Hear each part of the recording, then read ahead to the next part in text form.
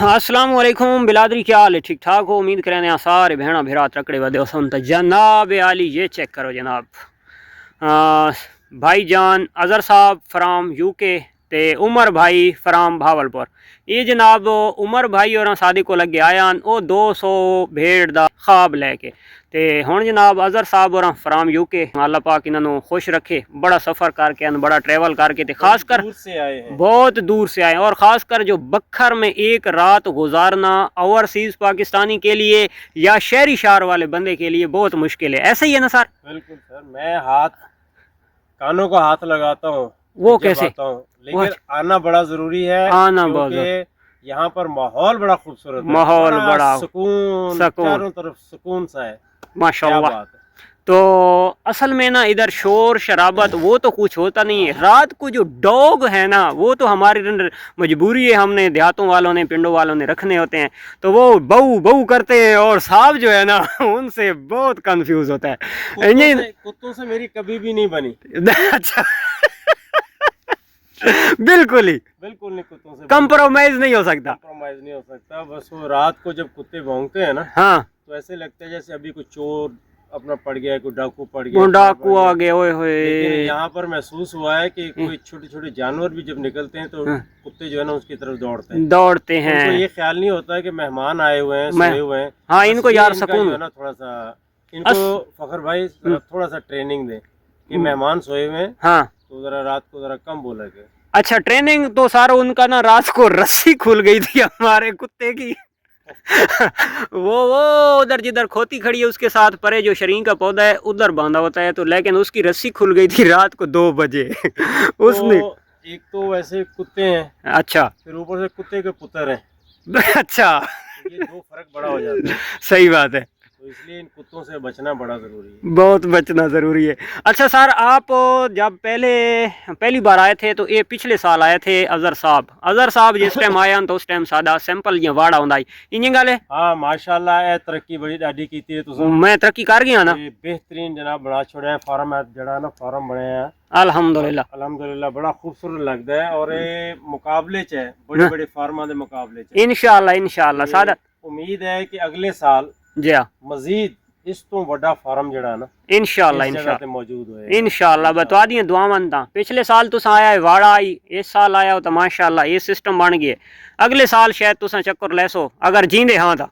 नहीं चारों तरफ बाढ़ लानी है जी हाँ। ये और यह जी जगह है ना, हाँ, इस जगह ते इंशाल्लाह ताला बड़ा फार्म बन से बड़ा फार्म ओ इथे रखना पता जा से इंशाल्लाह उमर साहब और बहुत अच्छा काम है, सुन्नत है बेशक बिल्कुल। और वैसे भी जो है ना ईद के ऊपर ये काम आने वाली चीजें हैं और गोश्त हमेशा खाया जाता है। बेशक ऐसा ही है, तो बेशक ये काम जो है ना सुन्नत समझ के भी करें, ये मुफ्त में सवाब भी है। मुफ्त में सवाब भी है और इनकी देखभाल में बंदा लगा रहता है, डिप्रेशन से बचा रहता है, टेंशन परेशानी नहीं आती क्योंकि जब इधर ये इंसानों की तरह दुख नहीं देते, इसी वजह से तो बंदा बिल्कुल इजी हो जाता है। बड़ा फर्क है, बिल्कुल ऐसा ही है। तो आप जो है ना डिप्रेशन में नहीं जाते, इनके साथ दिल लगा हुआ होता है और इनकी मासूमियत के साथ देखें कितने बच्चे इनके मासूम हैं। बिल्कुल मासूम बच्चे जो है ना वैसे ही अच्छे लगते हैं, वो चाहे जानवर के हों। बिल्कुल ऐसे ही है सारे इनके मासूम बच्चे वैसे जब किलकारियां करते हैं, उछलते कूदते हैं, ओए होए खुश हो जाता है। अभी उमर साहब आप उठाए ना एक बच्चा यार, ये बच्चे हाँ वो अच्छा, देखें सर ये चूंकि मैले हुए हुए दूसरे, हाँ दूसरे मैले हैं, वो कितने देखो कल कितना खूबसूरत जो है ना इसका कलर, ब्यूटी है। उमर साहब जनाब कितने मासूम तरीके से, हाँ बिल्कुल कोई शोर नहीं है, कोई शराबा नहीं। ये दूसरा पकड़ लें बस, वो भी सही है। क्या उमर साहब बच्चा चुप लगने लग गए हैं अच्छा उमर साहब नु ट्रेनिंग है एवं ना सर, शौक है। अच्छा इसको जानवरों का शौक है, ये दूर है वरना ये यहाँ पर रह पड़ता। ओए होए उमर साहब यार किदा नहीं है, गलत शौक है बिल्कुल।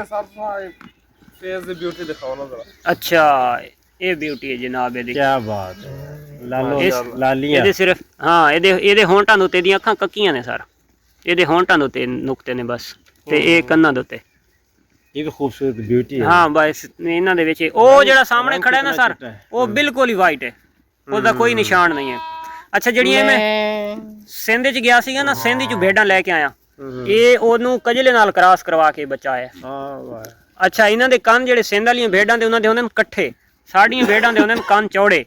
ਇਹ ਜਿਹੜਾ ਨਾ ਫੁੱਲ ਤਾਂ ਮੈਂ नहीं कर सका, लेकिन थलों देखना चौड़ा हो गए कान। इतनी एक साड़ी मेहनत रंग लेके आई है कि यानी कि नामुमकिन नहीं है। पता है कि वैसे मासूम प्यारे प्यारे लग रहे हैं। सानू जड़ा ना इन्हां दे विच फिर अगे नंबर वेखने पैंदे ने ते बड़ियां शौकां करनियां पैंदियां। माला भी पाई हुई है वो गले च।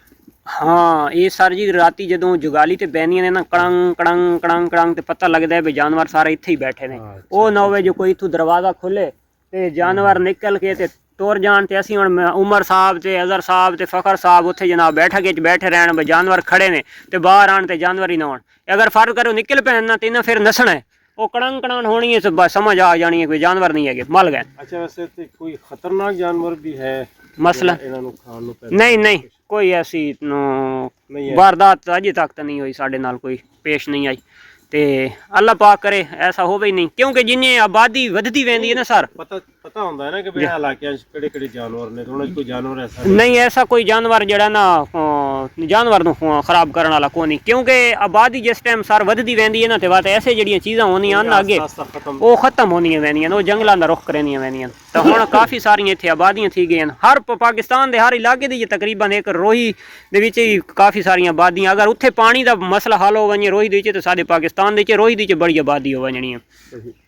उमर साहब किदां लगा तुहानूं बहुत जबरदस्त ये विजिट? खास कर ये विजिट माशाल्लाह पिछले विजिट नालों भी बहुत अच्छा गया है। अच्छा गया है इस बारी माशाल्लाह थोड़ा माल मवेशी वेखे वो भी बहुत खूबसूरत, अगे नालों चौखा ते अगे नालों पल्ले आया। अच्छा, तू हुण खुश है? ते माशाल्लाह फार्म दी प्रोग्रेस बहुत अच्छी है जी, वेख के खुशी तो होंदी है फिर बंदे नूं। माशाल्लाह उमर साहब तुसी ग्रैंडर ओ ग्रैंड हो यार। बंदा ये अजहर साहब बंदा भूल जाता है ना। नहीं, ग्रैंड भी है, वैसे भी ग्रैंड है, वैसे भी ग्रैंड है।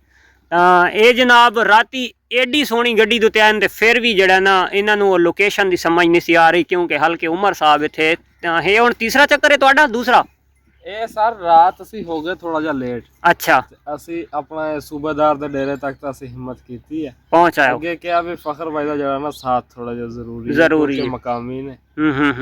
ਅੱਗੇ ਤਾਂ ਚੱਕਰ ਲਾ ਗਏ ਲੇਕਿन फिर भी एहतियात जरूरी ये चक्कर आ ये हुण तुहाडा ये तीसरा है दूसरा है? मेरा तीसरा चक्कर। तुहाडा तीसरा चक्कर है ते अजहर साहब का दूसरा है। और यकीन करो फखर भाई जी हाँ, आपने जंगल में मंगल बनाया हुआ है। अल्हम्दुलिल्लाह अल्हम्दुलिल्लाह। यहाँ पर पिकनिक के लिए भी आ सकते हैं, यहाँ पर जो है ना हाँ हाँ हाँ हाँ, पिकनिक मनाने के लिए भी लोग आ सकते हैं। कोई अट्रैक्शन, कोई ऐसी कशिश हाँ आप दें अच्छा कि आए यहाँ पर ठहरें, रात ठहरें, हाय हाय हाय हाय, फिर हमारा फार्म देखें, अच्छा, और फिर जो है ना आगे फिर आप मेरे लिए दुआ करें कि मुझे वो वाली 4 कनालें रकबा मिल जाए, उस पे मैं फार्म एक बनाऊं, और ख़ास कर जो पिकनिक के लिए आएंगे तो उनके लिए कोई थोड़ी पार्क वगैरह हो, ठीक है, उनके लिए कोई बैठने रुकने की, हाँ, तो उनके लिए कोई जगह ऐसी हो। तो खाने की कोई बात नहीं है, खाना तो हम लोग दे देंगे। नहीं, खाना तो अपनी जगह, लेकिन जब पिकनिक पर आते हैं ना तो उनका एक अपना तरीक़ाकार होता है, बेशक कि वो खुद बनाते हैं। हाँ, कुछ ऐसे लोग होते हैं, तकरीबन लोग ऐसे बनाई होती हैं। ओए होए होए होए,